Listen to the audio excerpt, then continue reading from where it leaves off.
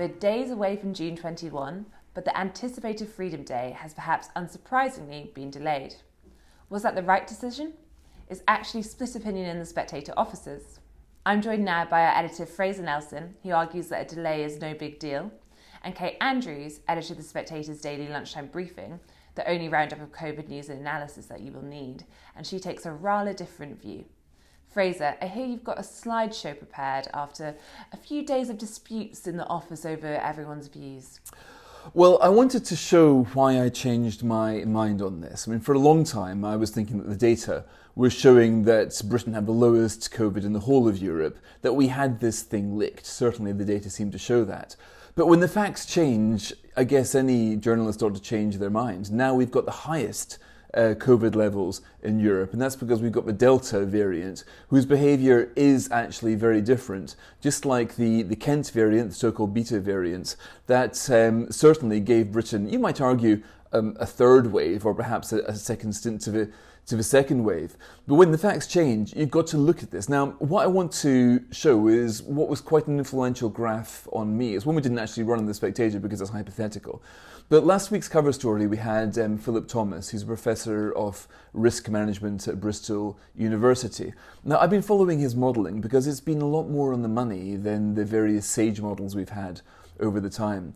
Now, he basically asked a question: what if the Delta variant, the India variant, is 50% more transmissible? His modelling showed that when it came to deaths, they would be peaking far fewer than the first wave. So you could certainly say that was about, in total there'd be 8,000 deaths, about as many as we're getting a week in January, and similar to, in fact, less than your standard flu season. So that was about, obviously all the deaths are tragic, but exit wave was always going to have these deaths.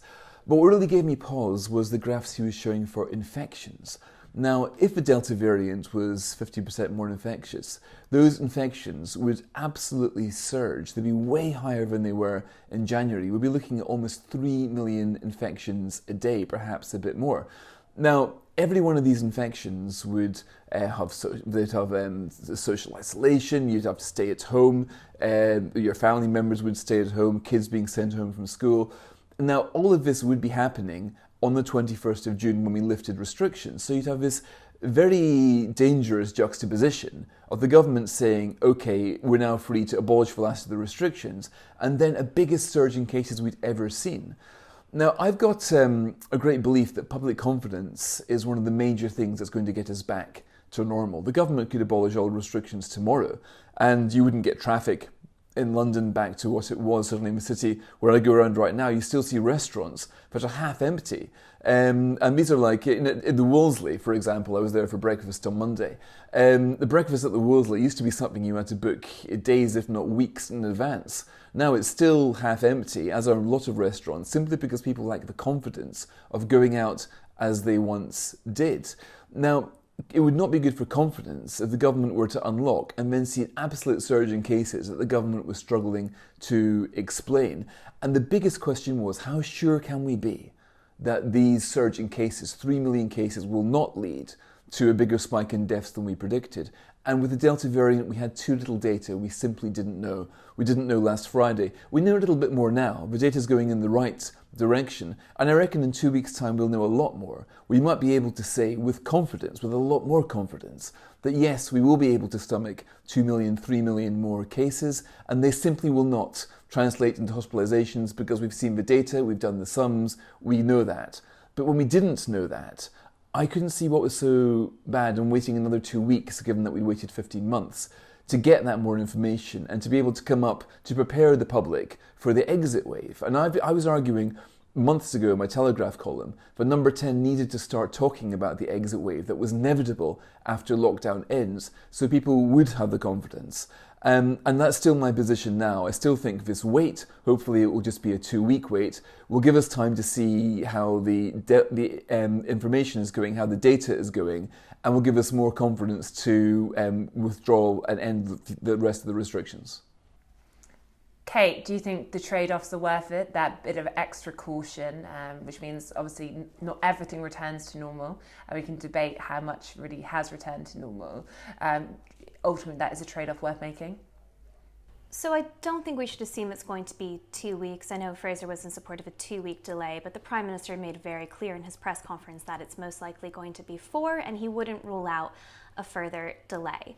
Do I think it's worth it is almost the wrong question. What I've been asking throughout this entire crisis, and I think was really the basis of where we disagreed on the podcast last Friday, which went out on Saturday, is whether or not we can trust the government to be completely honest with us at the data we're looking at. If you want to make the case for caution, if you want to say we just want to be absolutely sure that that link between infections and then hospitalizations and sadly deaths is broken, and that way we can be completely confident when we reopen in a few more weeks that we can lift every single restriction, that social distancing can go, that masks can go, and we can be free again, I can see the case for it.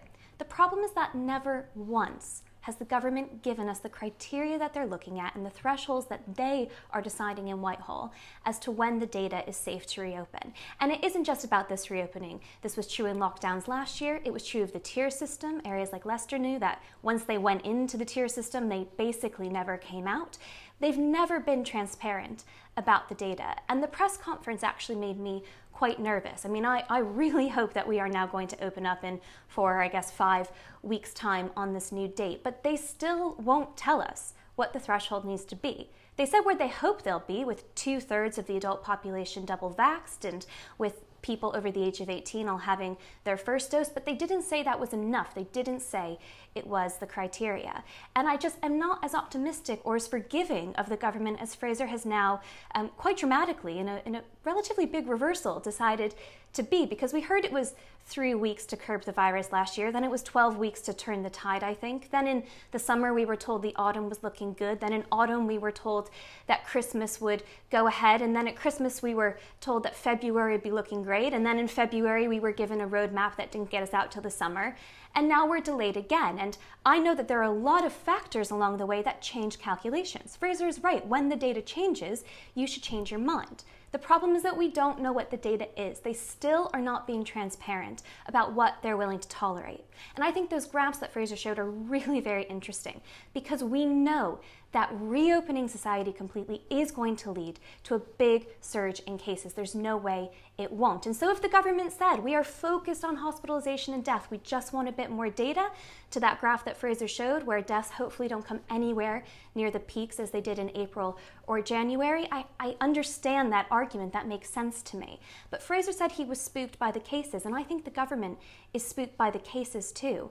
And if they're not following hospitalizations and deaths and they're following cases, we're in a very difficult position where we're going to see cases go up, and yet they don't want to see cases go up. And that means that it's going to really be tight as to when and how we get out of this. And the R rate is now thought to be around 1.4, 1.5, 1.6. It's already spreading. Delaying this by 4 weeks very likely means that whether we come out on the 21st of June or we come out on the 19th of July, there's a very good chance that cases will still be going up, as will hospitalizations and as may deaths. And so it's going to be a difficult argument to make at any point. And the fact that they more or less chickened out making the argument now and have delayed it by 4 weeks, it's worrying to me. I mean, I hope they're gearing up to make it. They may well be gearing up to make it, but I just can't have the same level of optimism because they're not telling us what data they're following. And if they were willing to do that, I think a lot of people, myself included, would be more sympathetic to the decision that they've made. Fraser, we have had Michael Gove this week in various broadcast interviews, not just saying he is pretty confident, though not too long ago apparently he was saying he would bet on June 21st, but also being pressed on how many deaths would be acceptable a day from COVID, and ultimately suggesting that from July 19th, the government is just going to have to live with it. Do you believe him? Do you think that when the government talks about a terminus date this time it is different? I'm afraid to say I don't particularly believe, look, I believe they mean it when they say it. I believe Boris Johnson meant it when he said this time last year that it would be over by Christmas. I mean, that's the problem with Boris Johnson. He hopes for things, and he overspeaks, he overpromises, and you end up being very disillusioned. I can completely understand why Kate is disillusioned after having the goalposts moved time and time again. I can see why people are disillusioned after being given these sage scenarios. Back in the Halloween press conference on the 31st of October, we were shown a scenario of 4,000 deaths a day, way out of kilter to anything that was even plausible back then. And so I can see why you might think, well, look, there's always going to be a new variant, there's always going to be a new risk. We're not going to really take any of this new stuff seriously. But I think the Delta variant genuinely is different, genuinely is more infectious, and we genuinely do not know its dynamics yet. But we are learning every single day about this. In 2 weeks' time, we're going to know a lot more. Only a few days ago, for example, we found out that the vaccines are actually very effective against the Delta variant. We didn't know that when Kate and I had a discussion last Friday, but we now know there are basically the Pfizer's like 95% effective for hospitalizations against Delta variant, and for Astra, 71% in the first dose and about mid-90s for the second dose. Now, this is the sort of information that you need to make be more confident when you reopen, and that's what I'm talking about, just waiting another couple of weeks to get that data to say more with confidence. So I am not, if I was, it's funny, when you try to work out, do I support the extension, am I for or anti-lockdown, I don't think anybody can really be doctrinaire on this. There are certain, for example, I backed the first lockdown because I thought, given how little we knew about the virus, hunkering down made sense for a while. I thought it went on for far too long. I think the government deeply worsened the damage on the economy and society by not reopening last summer earlier, not reopening the schools when it could. So throughout all of this, I guess like all of us, we try to look around and make sure that we're not blinkered, we're not locked into any one position, that we do look at the changing situations. And I guess these are very difficult situations the government's making every time. Very difficult indeed. There are lives to be lost on both sides. It's a balance of risk. And I guess what we can do is think, well, if that was my decision, what would I do? And when I was talking to Kate last Friday and when I'm talking right now, I know what I would do if it were up to me. I would want to wait for a couple of weeks because I think the data is coming very quickly. And I think there is a case to be made saying, right, we are going to have an exit wave. It's better we have it in the summer than we pile it upon extra cases in the winter. But this could be quite a big wave. For example, right now, if you get pinged by the NHS, you need to self-isolate for 10 days or 2 weeks. Now, in America, if you've had the virus or if you've been double vaccinated, you don't need to self-isolate. They don't think you're going to be infectious. But if we're going to have 3 million cases in Britain, if that's a scenario that we're looking at, I don't know how many more millions of people are going to be pinged by the NHS app and told to stay at home. The government needs to start thinking about that right now. So I do think that the Delta variant is something which it has really changed the calculations. It's not too much to ask, I think, for another couple of weeks. Now, sure, the government might keep us stringing on. I might be joining Kate in demanding in 2 weeks' time that the government does go ahead and do a full reopening. But right now, I'm trying to keep an open mind. Fraser, just on that, there are documents out, that have been leaked, Cabinet Office documents, which are saying that after July 19th, some measures will stay, and one the government is really considering is the fact that self-isolating, being pinged will stay, and there's a chance that the double vaccinated may be able to get off that if they do a test a day. But that doesn't really sound like freedom, or is that, in your view, a sensible health precaution going forward? I think that's difficult, and normally I'm dead against anything that comes into a system of immunoprivilege, anything which would segregate or divide Britain based on their immunological status. But on a practical basis, if a scenario we're looking at is millions of people being pinged all the time, then I do think there is logic behind the NHS, which after all has got records of everybody who's been vaccinated, everybody who's been told they've got COVID. Or the NHS could think, we're not going to ask you to self-isolate if you've had COVID or if you've had the double jab, because we don't realistically think that you're going to spread it to anybody else. Now, this is a very complicated question. I can see the arguments on both sides here. I would rather it wasn't raised at all. But if the Delta variant is anything like as infectious as we think, and by the way, those figures might still be wrong, it might be nothing like as infectious as we currently fear, but if we are looking at millions of new cases, we're looking at millions of new people being pinged. Already you can see it happening in schools all the time right now. It's getting back to what it was in the build-up to January. So I do think you need to be strategic about, are we really going to have several million people self-isolating, even if there's no reason for believing that there stand any risk of transferring the virus to others? Kate? So I brought with me a few of the Spectator's recent magazines for the sake of the leaders that were published in them. This is from the 5th of June. The title on the website was "The Vaccines Are a Game Changer, COVID is Losing Its Sting," and loads in here about how cases shouldn't be what we're following. I think my favorite was in our May 22nd edition, "Why Britain Must Unlock on the 21st of June," because I think it's important to realize how quickly this debate has shifted within the Spectator itself. I didn't think I had to bring our many, many, many articles and leaders and comment pieces on vaccine passports or on immunoprivilege, something that we have been starchly against. And this change in rhetoric, Fraser, and the fear that you're putting forward makes me so concerned about what we're actually going to get back. Because even as we talk about reopening on the 19th of July, we are not talking about real life still. I mean, I deeply hope that every business is able to reopen. I hope that we get rid of limits on gatherings so family reunions can get back together, my friends can have their weddings, and people can live their lives again.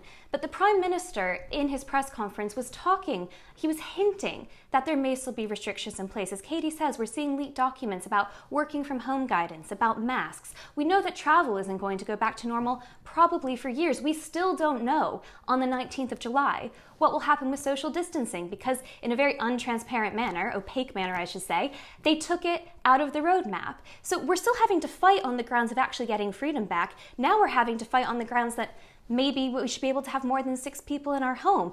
And now I'm hearing that there might be a case for immunoprivilege. I mean, this is how liberty dies. This is how it fails. We don't have anybody in government, or very few, shout out to the MPs that are, making the case for these things. We cannot buckle here. And everyone is taking this very, very seriously. I too have been in support of the first lockdown and the third lockdown because the NHS cannot be overwhelmed. But we've moved so far past making the case for caution and making the case for science and vaccines. Do they break the link between infections, hospitalizations, and deaths? Now moving into, well, it might be a bit practical to take away some liberties. We should be questioning the system itself. If we have gotten COVID under control, then let's talk about scaling back all of those restrictions that are still on our lives. What are the appropriate ones? If you have COVID, stay home, absolutely. But is it sensible for anybody, if they are pinged, to be legally forced to do X, Y, or Z? Let's at least have the debate. I think people with far greater scientific knowledge than us can have that debate. But the fact that we are moving so far away from it means that the debate isn't going to happen at all. And I suppose I just find that very, very sad, because people of all ages, from all backgrounds, have given up so much of their lives now, so much, to protect their loved ones and strangers, people they've never met before, because it was the right thing to do. But now the primary goal should be to give that all back to them, and frankly more, especially for young people who are not at severe risk of getting very sick or dying from this virus, to actually deal with some of those intergenerational inequalities that they've been dealing with for so long. And now we're talking about immunoprivilege and, whether or not people are still going to be forced to do all kinds of things on so-called Freedom Day. I mean, if we don't make the case, Fraser, who will? Fraser. Oh, we are making the case all the time, but the thing is, we're not doing this saying, come what may. I mean, right now, to take, for example, back in May, when, of course, I at the time was very much wanting the 21st of June to be the day where we end all restrictions, there was nothing on the horizon back then to think that we were going to get another wave in cases far bigger than the second wave. When something like that changes, if it's plausible, then I do think you need to just change your mind when the facts change. If this is what rational people do. What facts are they following? What facts are they following? They won't tell us. They didn't tell us in the press conference, and they won't tell us now. The facts which you're following is quite simply this, that until we can be sure, and again, we're talking about 2 weeks. This is not, I completely agree, Kate. Everything you say about all the sacrifice people have made about the disruption to society, about the disruption to the economy. And I think it will probably take us about 2 or 3 years to really calculate all the harm that's been done by these restrictions, which are absolutely not being calculated or made clear by the government. But after 15 months here, if we're talking about another 2 weeks, to be able to say to the public that yes, we're going to unlock now, yes, we are ready for there to be 2-3 million more infections, and we are confident that they're not going to disrupt because first of all, we've got the vaccine data to show it works with a new data variant. We've got that now. We didn't have it last week because we've got the figures showing that this does not convert to hospitalizations. We don't have that data now. We probably will have it in 1 or 2 weeks. We'll be in such a good position to restore the confidence, and it's the confidence that we need to start to repair the damage to society in the country. The government could tomorrow flick a switch and say all restrictions are off. It would still take people a long time. Have a look at the opinion polls. They're saying that most people want the restrictions to be extended. Now, this might seem crazy to people who are on the more liberal side of the argument, but that goes to show that confidence is the nut to crack here. Governments cannot legislate to make people think that there isn't a risk out there anymore. And if we are going to exit into a massive third wave, a scenario that nobody, absolutely nobody, envisaged in the middle of May because we had no idea about the Delta variant, then you do need to, well, put it this way, to wait for 2 more weeks to get more facts, to be certain, to give people that confidence. I don't think it's too much to ask. I don't think it's a big reversal. I don't think it's a betrayal of any values. It's simply common sense. And that's been, I think, the Spectator's position all along.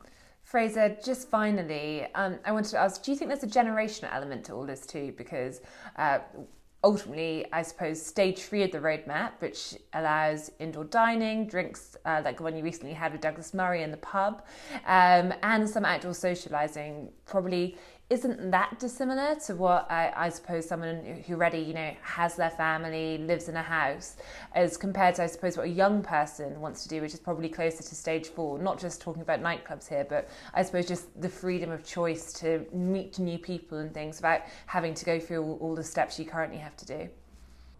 Well, on that point, you could certainly say, touche on my personal point of view. I'm not somebody who bothers the bouncers of London nightclubs too frequently at normal times. But then again, I am a parent of kids who have been having to self-isolate and having their education deprived of them. I think all of us feel this in certain ways. But again, in saying that, I think there is logic in the government's case for waiting another couple of weeks to think about this more carefully.